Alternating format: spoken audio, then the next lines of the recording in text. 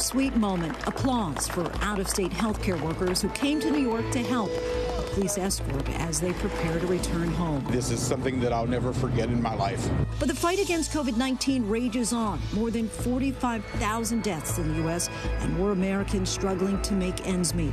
Mounting pressure to reopen in multiple states, while many local leaders and businesses say they'll remain closed. A closer look at the shutdown of this pork processing plant where hundreds were infected with COVID-19. Pregnant and on the front lines, 3 brave emergency room doctors fighting the crisis in one of the nation's hotspots. How they balance saving lives with bringing forth life in this uncertain time. And on this Earth Day, how COVID-19 is giving the planet a bit of a reprieve with cleaner air and a break for the animals. The potential for a more sustainable Earth.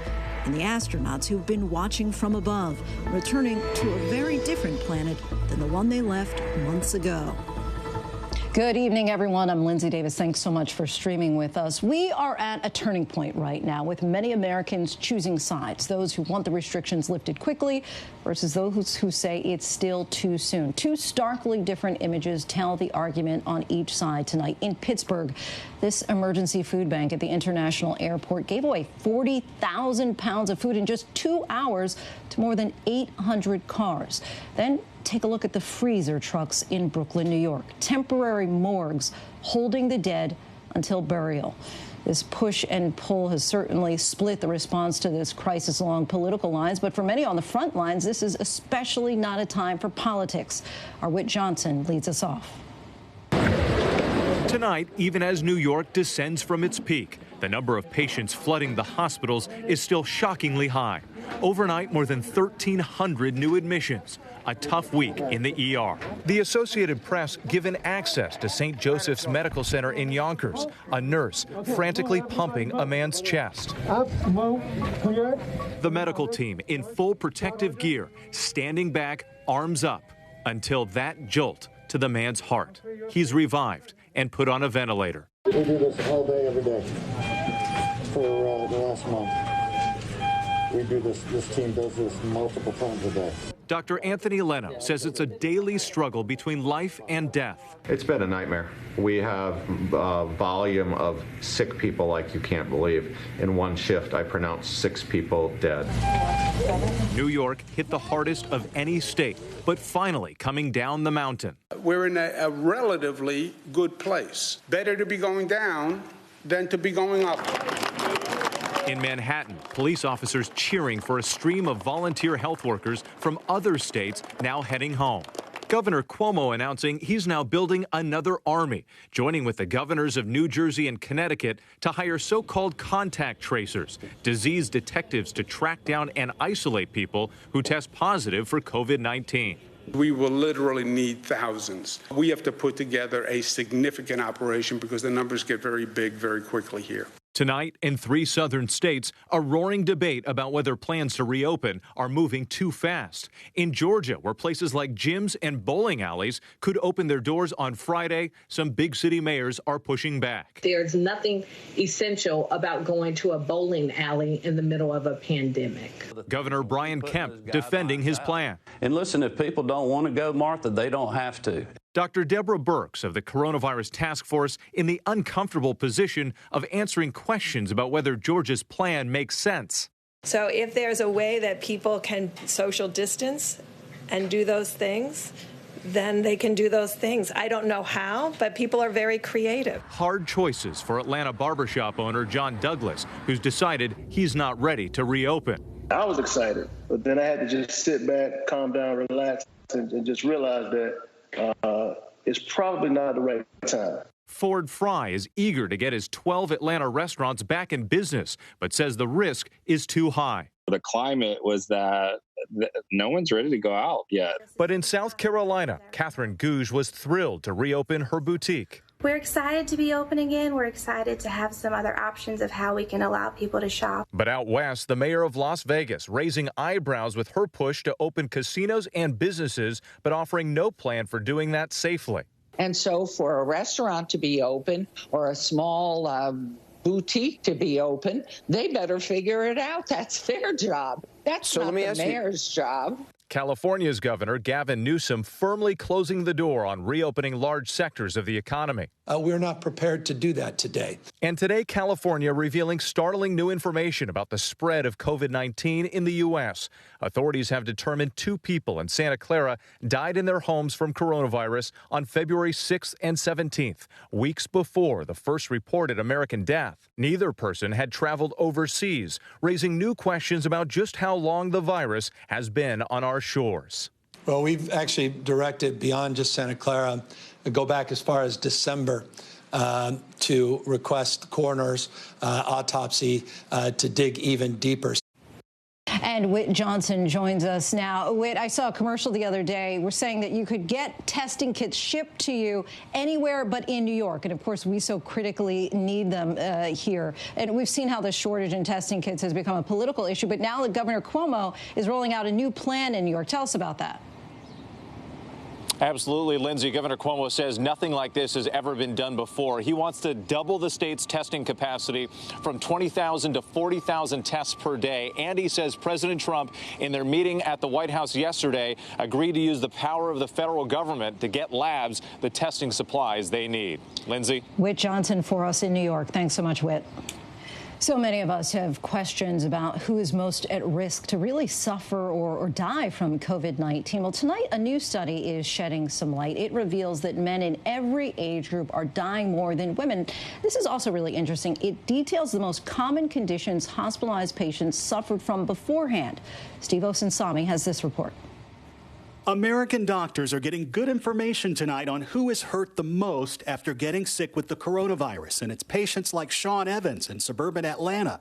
He's a diabetic, and after coming down with COVID-19, he now needs a new kidney and regular dialysis. Just so people know, this is kind of the way I take dialysis right now. This is a port in my chest that goes directly to my heart. The study published today looked at 5,700 sick patients and found that nearly 57% were already struggling with high blood pressure.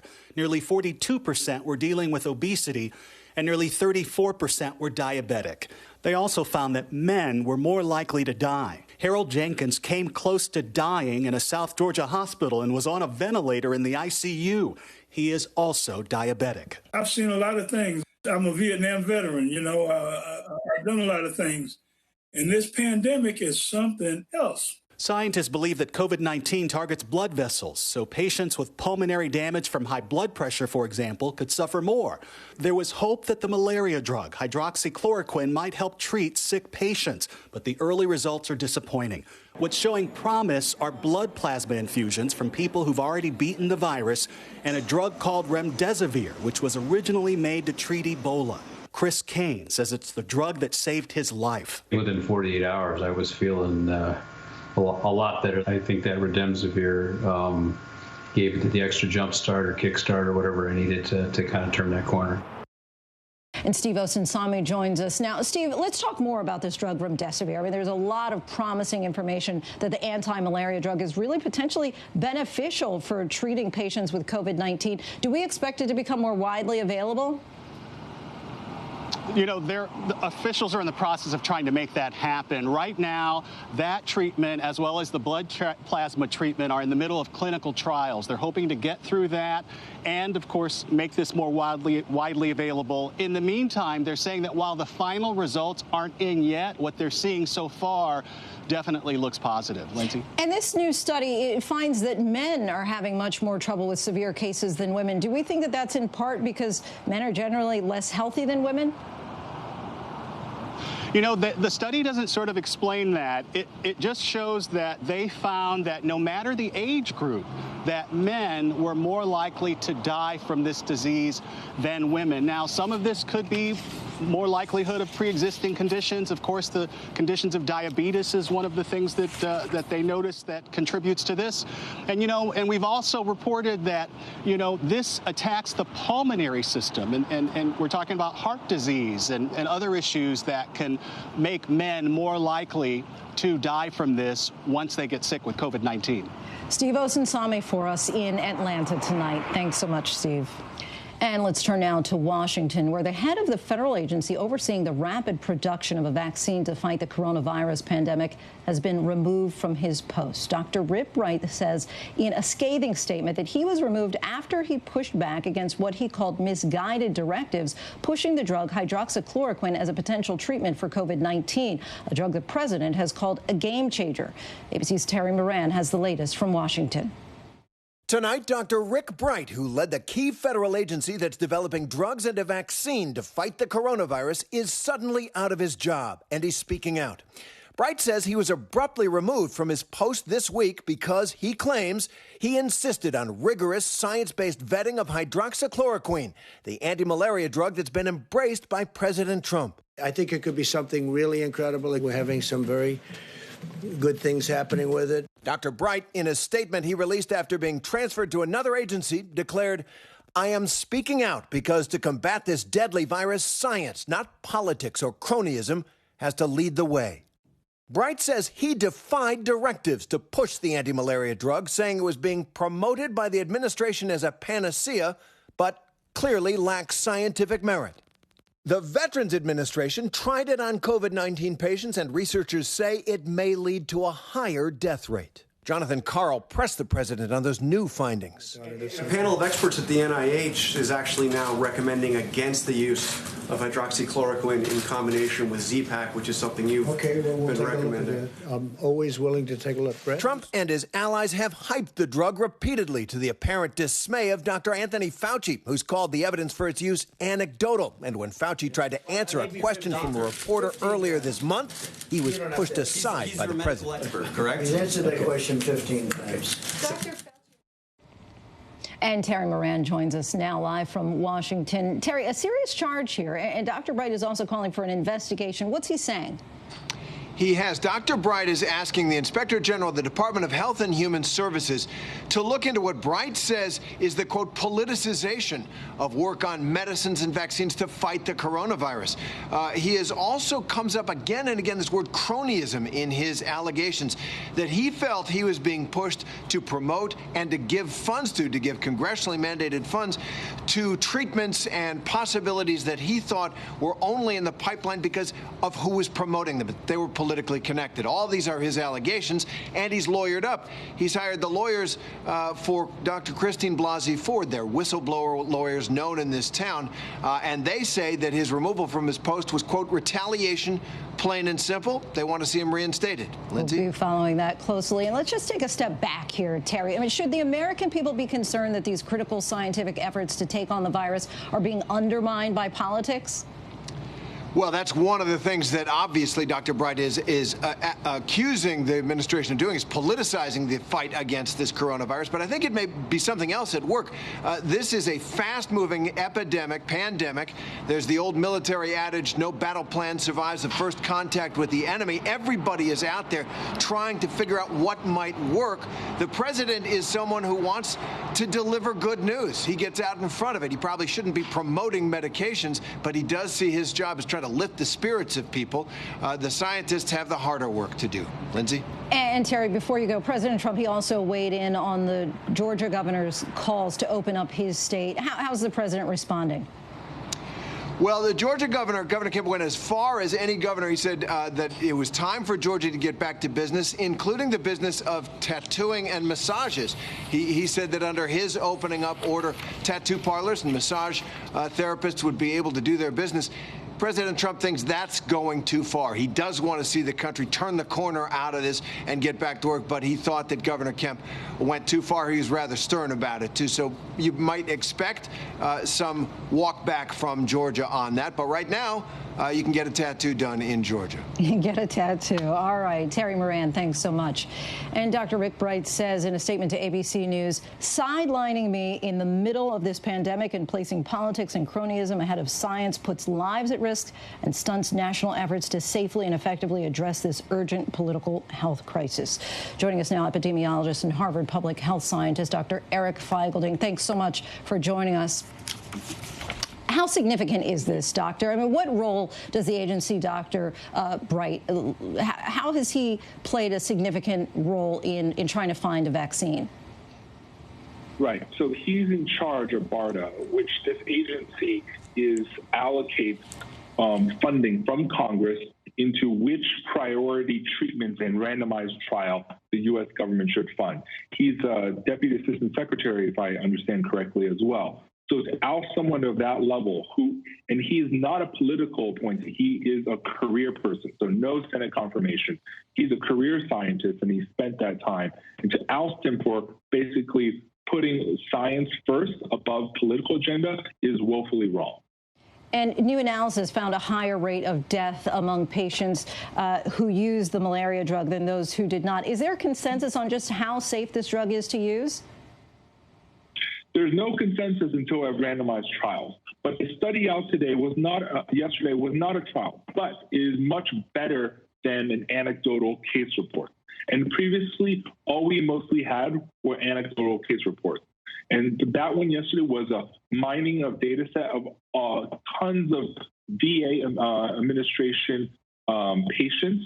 And that data is actually an observational study, but is from mining a huge, large data set and be adjusted for wide variety of factors. So it is as good as evidence that we have until we have the trials ready.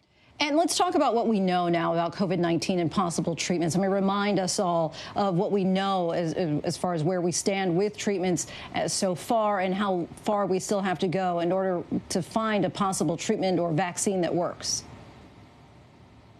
Yeah, in terms of finding treatments that work, we really need trials.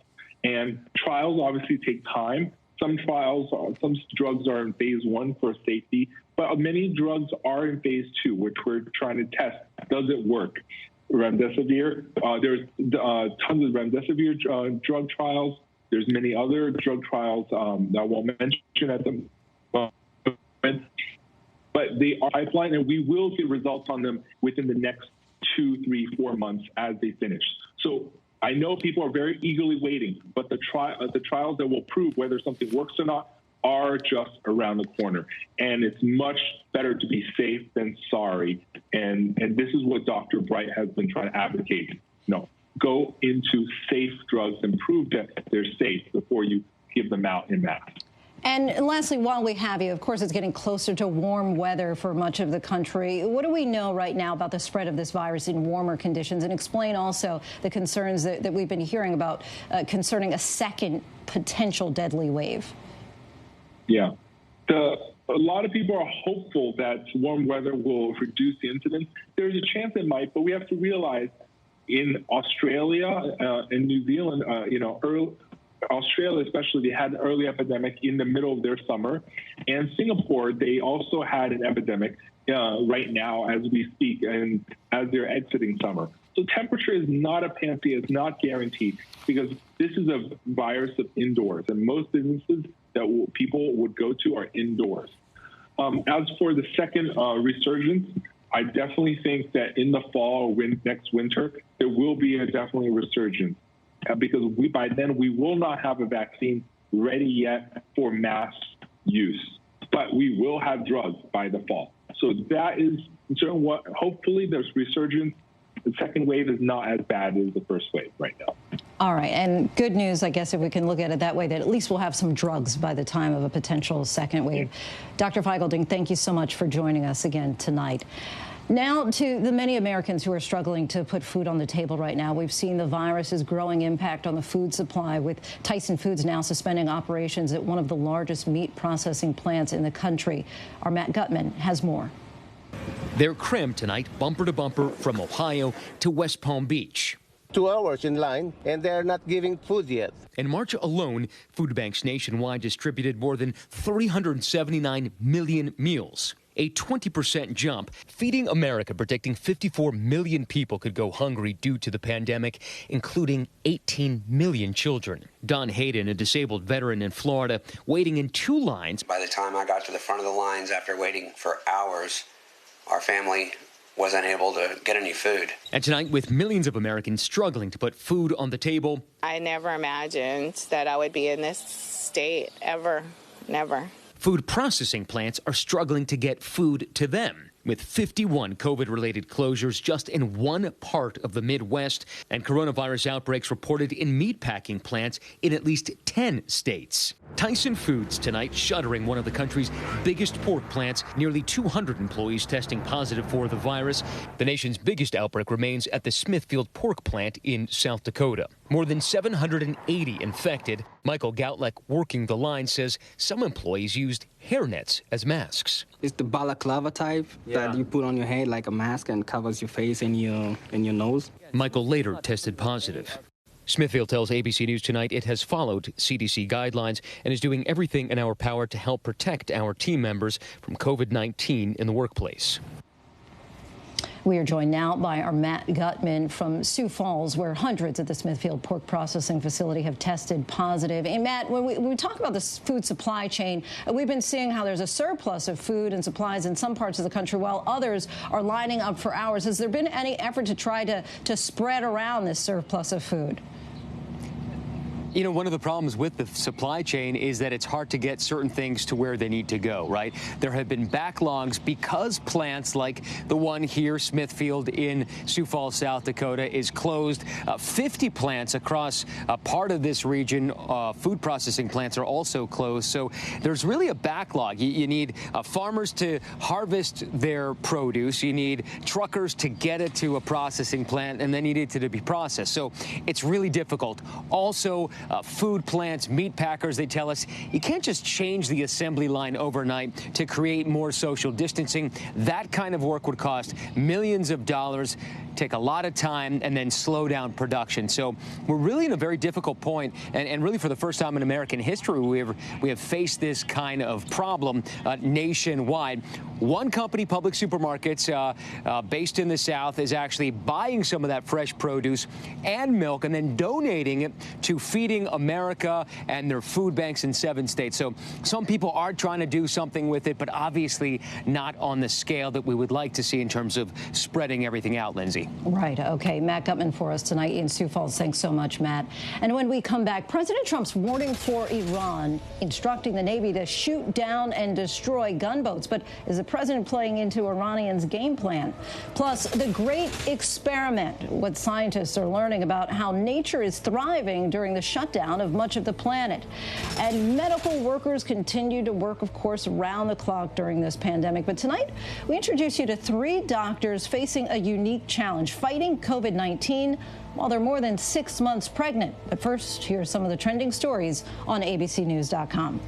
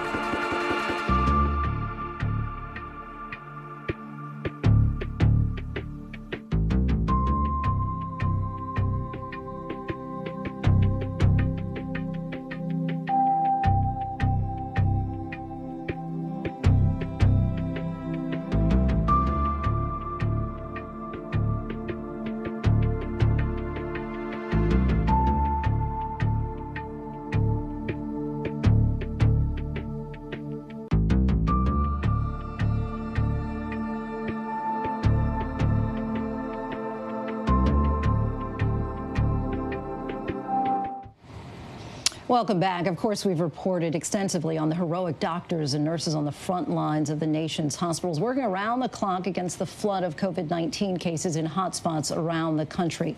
But now imagine if you were doing all that while more than 6 months pregnant. That's what's happening with 3 doctors at one hospital in Prince George's County, a majority black suburb right outside the nation's capital that has become the epicenter of the COVID-19 surge in Maryland. ABC's Rachel Scott has their story.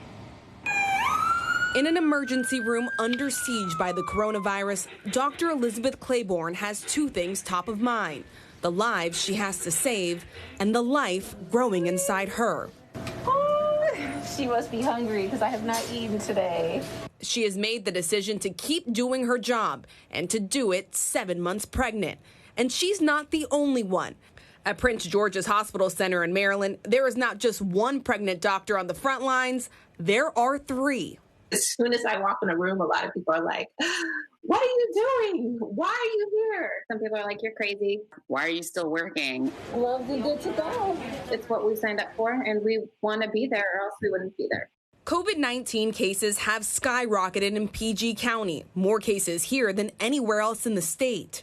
The number of sick COVID-positive patients that we're seeing is increasing. Hospitals inundated with patients, critical care units filled up.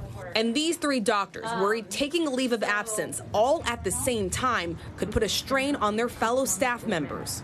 Doctors Michelle Callahan, Elizabeth Claiborne, and Tu Carol Nguyen would choose to stay on the job 6 to 7 months pregnant, with full backing from the hospital to take a leave of absence at any point. Almost all the patients that were surrounding me in the immediate area that I was in ED were COVID positive. And that's an unprecedented experience to have as a provider. Yeah, this has to come with a heightened level of anxiety, right? The further that you get into your pregnancy, we are also seeing the amount of cases spike. That could not only jeopardize my life, but could jeopardize the life of, my baby girl who I'm carrying inside of me.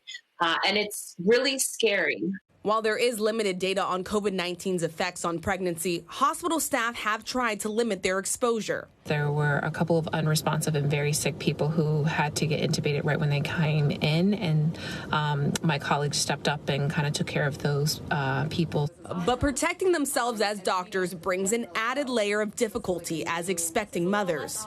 So when you're wearing these N95 masks or anything else, it's basically you're being suffocated for like 10 hours, 11 hours a day. I feel relieved that I'm walking out to my car and only have this face shield mask on instead of the N95 or respirator, which makes it really hard to breathe when you're pregnant. Each day is a balancing act. Definitely getting more stressed as I move towards the end of my pregnancy and towards the thought of, when I deliver, if I'm going to end up testing positive and what will happen in that event. Their 10 to 12-hour shifts aren't without those constant trips to the bathroom, and under all that personal protective gear, compression stockings to keep the swelling down. I'm really tired and thirsty by this time. I've had the mask pressing on my face all day. My nose feels congested. And it's becoming more difficult for me to not see these sick patients. Their family's proud but anxious. I worry about the risks that she's taking. I'm scared for my unborn granddaughter. Even after hours surrounded by death and pain, moments of joy about the lives they will soon bring into the world. Hopefully in a few months we'll all be able to get together and have play dates with our baby girls. Yes, all 3 are expecting girls this summer. When your daughter one day grows up and learns about this time, what do you hope she takes away? I think the biggest thing that I would love my children to take away is to find a job that you feel fulfills you and that you want to go to. I do hope my daughter grows up and looks back on this and being like, cool, there's some strong women out there doing some really cool stuff. It's always going to be challenges that lie ahead in her life and in the lives of human beings forever and always. And so how we respond to those challenges are really important. And while they are seen as heroes, they plan to tell their daughters they were just doing their jobs. Rachel Scott, ABC News, Washington.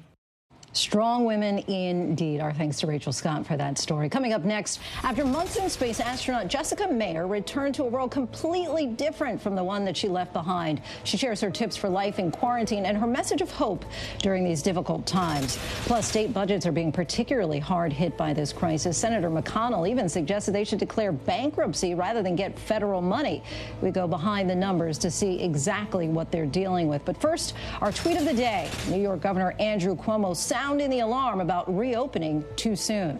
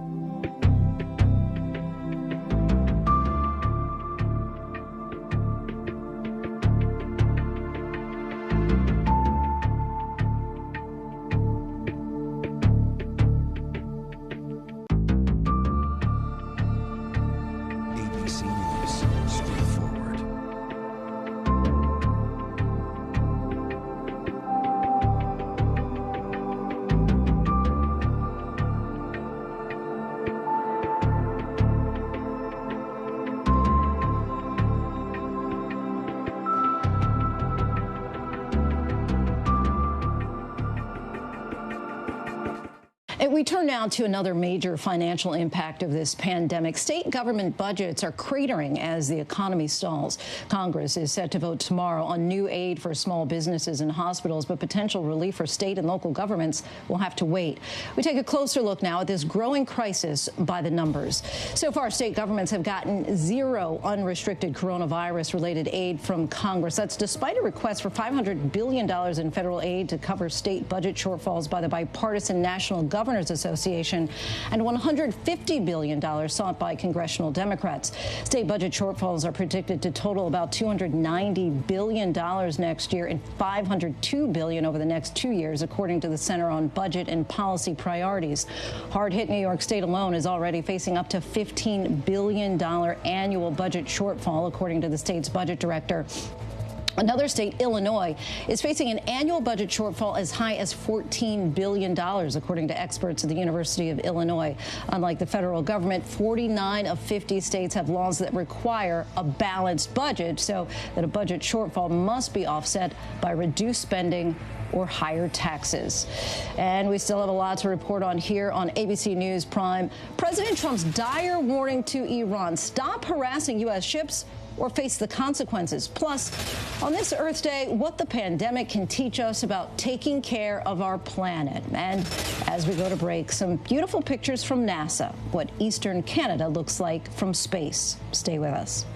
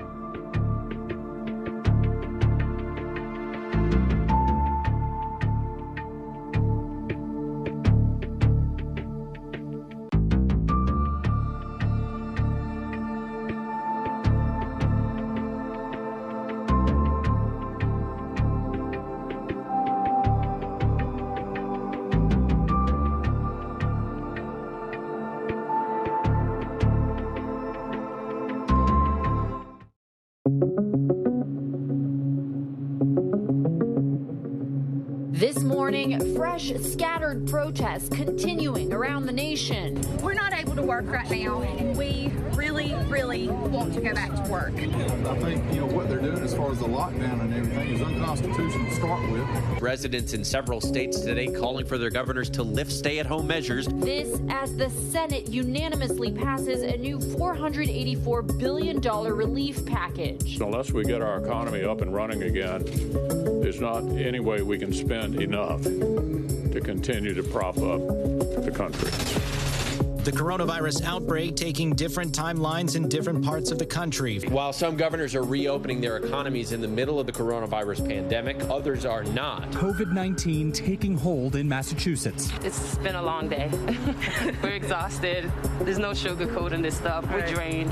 New York Governor Andrew Cuomo says cases and deaths in his state continue to decline, but he says in order to reopen, widespread testing must be in place. This is going to be a massive undertaking. More than 43,000 Americans have died across the U.S. As countries around the world and some states in the U.S. either begin to reopen or plan to reopen, the World Health Organization sounds the alarm for the second time this week. Warning countries who are trying to reopen to think twice. They say their projections show the coronavirus pandemic will linger, and the worst is yet to come this winter when it hits during flu season. One of the greatest dangers we face now is complacency. Denmark and Sweden are beginning to reopen as well, relying on people to take more social and individual responsibility. Some good news today on the 50th anniversary of Earth Day. While much of the world is under stay-at-home orders, there's a significant drop in air pollution in China and India. But in this time of trial, the beauty of springtime fills us with the peace and the hope of renewal. Pope Francis pleads for a global response to protect the environment. The Pope said the coronavirus pandemic had shown that some challenges had to be met with a global response. We turn now to rising tensions with Iran. This morning, President Trump tweeted, "I've instructed the United States Navy to shoot down and destroy any and all Iranian gunboats if they harass our ships at sea." The tweet came just half an hour after Fox News re-aired this video today, released by the Pentagon last week, showing Iranian Revolutionary Guard boats coming within 10 yards of a U.S. ship in the Persian Gulf. The Pentagon calling it at the time unsafe and unprofessional, but the president went much further. To unpack now what all of this means, we bring in ABC's Martha Raddatz. So, Martha, does President Trump's tweet indicate a change in the U.S. rules of engagement, or was it simply a warning to Iran? Well, it certainly was a warning. I don't know whether it'll change the rules of engagement. I've been on those ships. I've been in the Strait of Hormuz and the Persian Gulf. And the way they do it now, or up until now, was they, at the very most, they would fire warning shots. But they would start with a radio warning, something over the loudspeakers to warn those boats when they come around, which happens quite regularly. The Pentagon had a press conference today. I think the Pentagon had no idea this tweet was coming, but they happened to have scheduled a press conference, the vice chairman of the Joint Chiefs, and I think he handled it very well by simply saying this sends a clear message to Iran. If they point a gun at us, we can essentially fire back. But that's always been the case. They can defend themselves. And what I've seen in the past is the Iranians are quite careful to keep the guns down. So there's this clear message, but will Iran risk whether or not those rules of engagement have changed? In a way, by saying harassing us, that leaves a lot of open space there. I don't know that you can shoot someone if they harass you. So it's going to be up to the captains of those ships to decide exactly what that means. But my guess, and an educated guess, I guess I would say, Lindsay, is that the rules of engagement won't really change much unless the Iranians really, really push it. And lastly, of course, the whole world is battling the coronavirus. Has that shared fight done anything to ease tensions at all with Iran?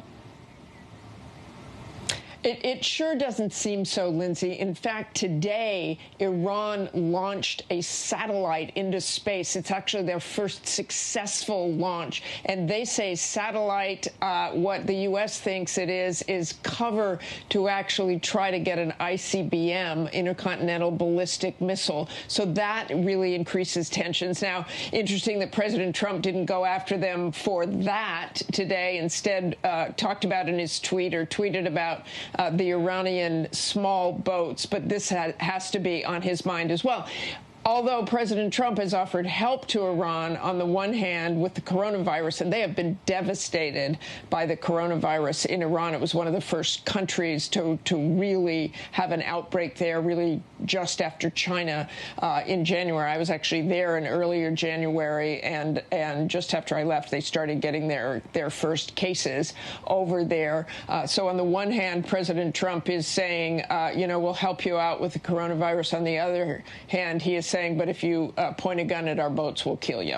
All right, Martha Raddatz, thank you so much, Martha. And as we have reported on this show earlier, Sweden has taken a very different approach to confronting the COVID-19 crisis. While so many countries are locked down, they had their own strategy, leaving many businesses open. Children still allowed to go to school. Our James Longman has traveled to the country to see firsthand how it's been working. Tonight, Sweden's death toll may be rising, but its alternative lockdown still has support. You're still sitting outside, you're still enjoying a beer. You know they can't do this in most parts of Europe and America. I know that we stand out in the world, and I'm glad for it because I support our strategy. They call it a voluntary lockdown, social distancing advised, but bars, shops, cafes and restaurants all open. About a third of Stockholm's population, 600,000, expected to have had the virus by May 1st. The hope is for some kind of broad immunity, a second wave less of a threat. But Sweden's approach does seem to come at a higher cost than its neighbours. All have lower deaths per capita. And these half measures are leaving some businesses guessing. Sometimes I wish the government would just say total shutdown, and I'm like, okay, that's fine. I can't do anything about it. We have to find a way to have a new kind of normal, because this will last for a long time. Some US protesters have adopted Sweden as an example, but the health minister here says it's not for everyone. We have a strategy, and we think it's working here in Sweden. I don't think it's easy or right to just export the strategies from different countries. Our thanks to James for that. It is Earth Day, after all, today, and like everything else, that means something slightly different during a pandemic. Climatologists are calling the massive drop-off in emissions since society slowed down one big experiment, a chance to see a world without us humans playing such a prominent part. The question, what lessons can we learn? Our Clayton Sandell reports. The 50th anniversary of Earth Day lands in the middle of a global pandemic, giving humans a glimpse of what the planet might look like if we took better care of it. Take air quality. With fewer people on the roads, skies over New Delhi this week turned from hazy brown to a rare blue. In Paris, where satellite pictures show empty streets around the Arc de Triomphe, air pollution is down 46%, 19% in Sydney, 29% in LA. In San Francisco, where more people are walking and riding bikes, the city is shutting down 13 miles worth of streets, giving more room to social distance. I think it's good because then I could ride my bike all over the streets. Airlines are suffering from empty planes and airports, but climate scientists say lower emissions, thanks to a 70% drop in global flights, might have an upside. One passenger, one way from New York to LA has the equivalent of melting 30 square feet of sea ice. Thanks to coronavirus shutdowns that have devastated the economy, environmental changes are now happening at an unprecedented rate. We're all part of a big experiment here. I don't think we've ever seen such an abrupt and simultaneous drop in our emissions. These are crazy times, but for the Earth, it's maybe a breath of fresh air. For animals, like this kangaroo in Australia, it's a time to reclaim near-empty city streets. There was the goat jam in the UK, lions sunning themselves on a South Africa road, big cats jumping walls in Chile, boars in Israel, and coyotes in San Francisco.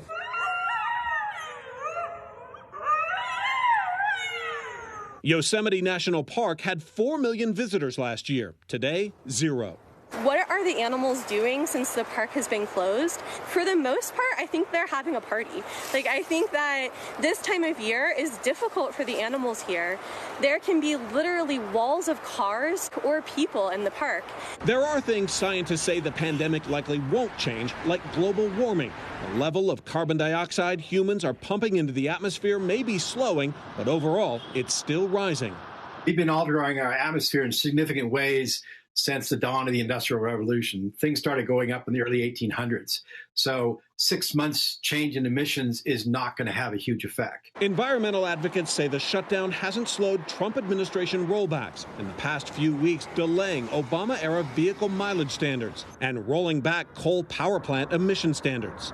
As quarantines end and Americans shift out of park in the coming months, plummeting gas prices may give them motivation to drive even more than before. In the long term, we end up with more air pollution and, in fact, more fossil fuel emissions because there's this desire to sort of get back to business as usual. So in the long term, is this going to save lives or harm lives? I think it remains to be seen.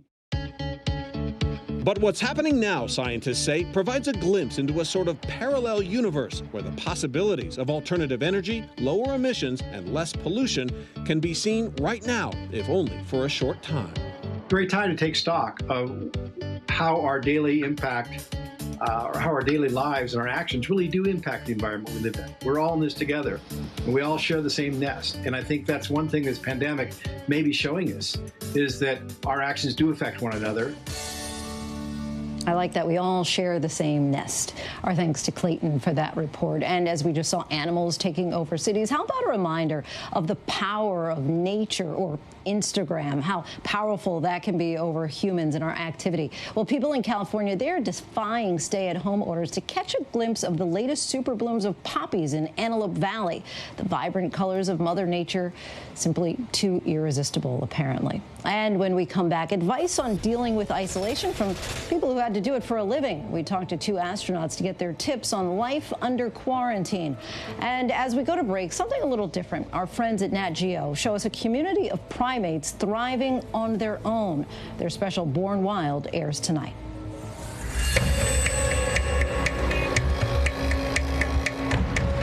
I'm in incredible Polonnaruwa, Sri Lanka.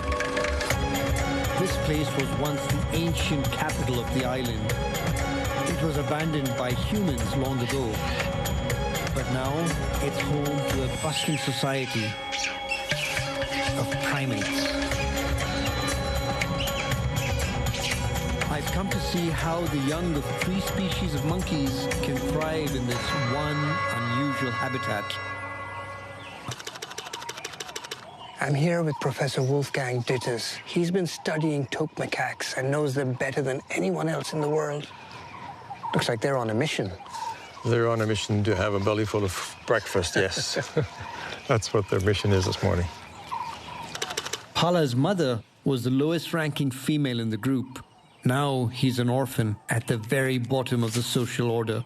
While his peers are grooming and nursing their moms and playing, poor Pala is out foraging, trying to find something to eat. In this monkey society, macaques are at the top, taking first dibs on any available fruit. But they can raise their young side by side with these gray langurs, because the langurs can eat food that the macaques cannot. The langurs have evolved a 4-chambered stomach filled with bacteria that help them digest leaves, which means for these langur babies, the whole forest is on the menu. We have this overlap of species. They share the habitat. They come into a bit of conflict, but generally it's a harmonious coexistence of these species in the same habitat. This peaceful coexistence is especially noticeable during grooming time. Never in 51 years have I seen the langur grooming a macaque, but frequently the macaques are grooming the langurs. I love that meticulous nature of how they're grooming. And the langur is just loving it. This little langur here is really absorbing it. He's really enjoying it. I mean, I've seen these kinds of scenes hundreds of times, but not with a baby langur that relaxed. It looks like he's in the spa or something. There's one more species of monkey I'm yet to see. It's the purple-faced langur. Let's go find one.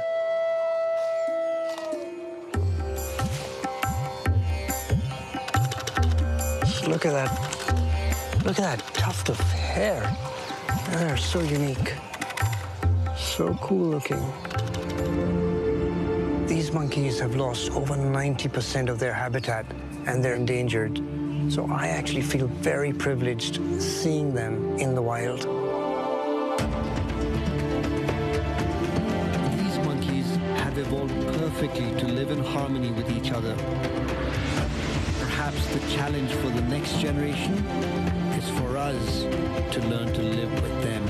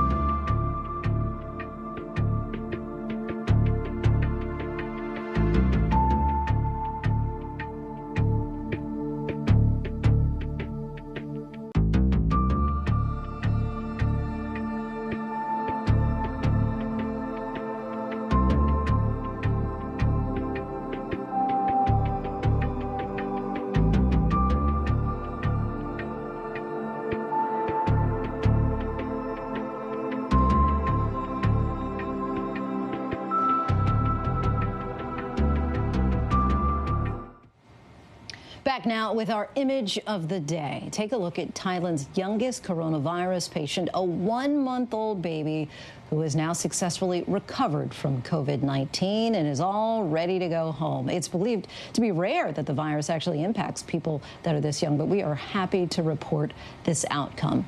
And one more thing on this Earth Day. Before NASA's Voyager 1 spacecraft left our solar system back in 1990, it turned around and took a series of pictures. Take a look at this first ever family portrait, if you will, of our solar system. And right there in the distance, that blue pale dot, that's Earth. Astronomer Carl Sagan wrote, "That's here, that's home, that's us." On it, everyone you love, everyone you know, everyone you ever heard of, every human being who ever was lived out their lives. Our Gio Benitez spoke with the astronauts who get to see the Earth from outer space every day, and they tell us it gives them a bit of a different perspective. They are the astronauts who see planet Earth from the best seat in the universe, the International Space Station. Jessica Meir and Chris Cassidy, they essentially swapped places last week. Cassidy is now in orbit, and Meir is back on Earth, arriving just last Friday. She went to space months before the COVID-19 pandemic, launching in late September. That was, what, more than 200 days ago? Yes. the world was a very different place then. It really was a stark contrast. We're looking down at the Earth and it looked equally as stunning as it ever did, but we knew what was unfolding down beneath all those clouds and beneath that atmosphere.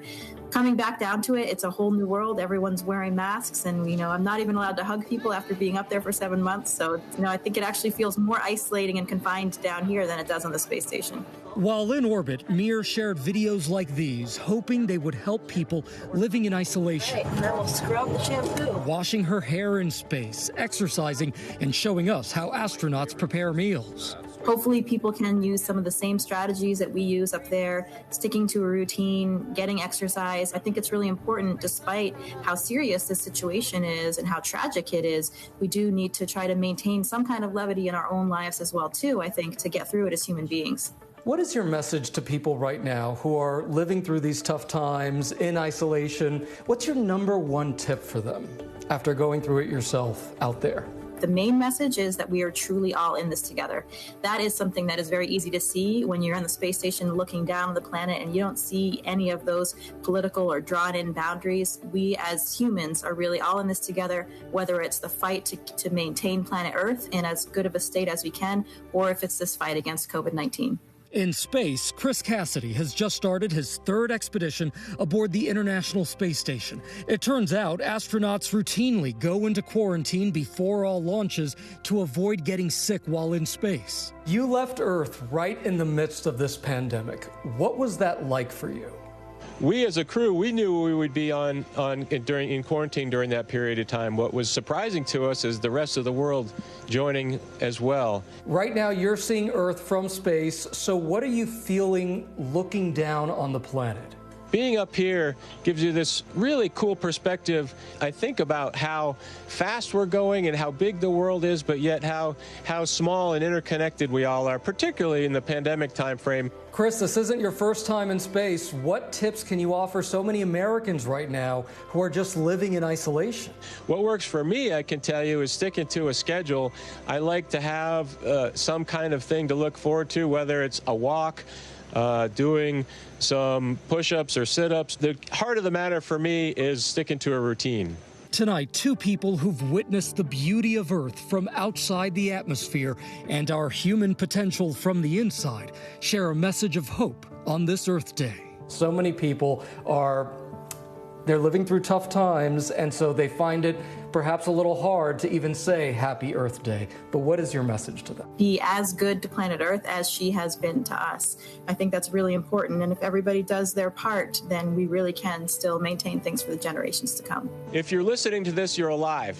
And be thankful for being alive. Cherish the time with your family, cherish the times with your loved ones, because eventually we'll be back to some new normal and we'll be longing for the time with our family and our loved ones. Even with so much to discover in a universe filled with so much mystery, these astronauts say love and life matter most. Gio Benitez for ABC News Live on Planet Earth. Great message there to be thankful for the time with our families and loved ones. And that is our show for this hour. Be sure to stay tuned to ABC News Live for more context and analysis of the day's top stories. I'm Lindsay Davis. Thanks so much for streaming with us. And before we go tonight, we want to leave you with another look from space, courtesy of NASA. Have a great night.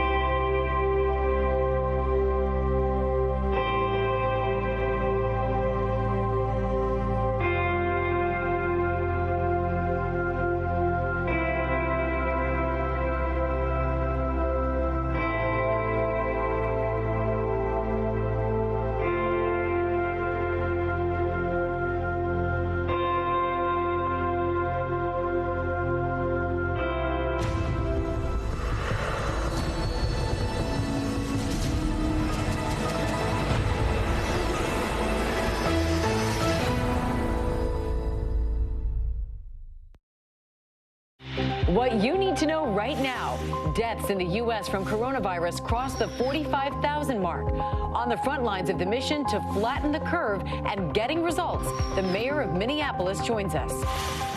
And straight from the classroom into the crisis, we'll meet the just graduated doctor now saving lives. Plus, extraordinary and essential, our series this week on the hard workers getting us through the crisis. From the farmer in the field growing our dinner to the grocery worker determined to help get the fruit of that farm right onto your table. And Ramadan arrival, changes in the Muslim community brought on by the COVID-19 emergency. A leader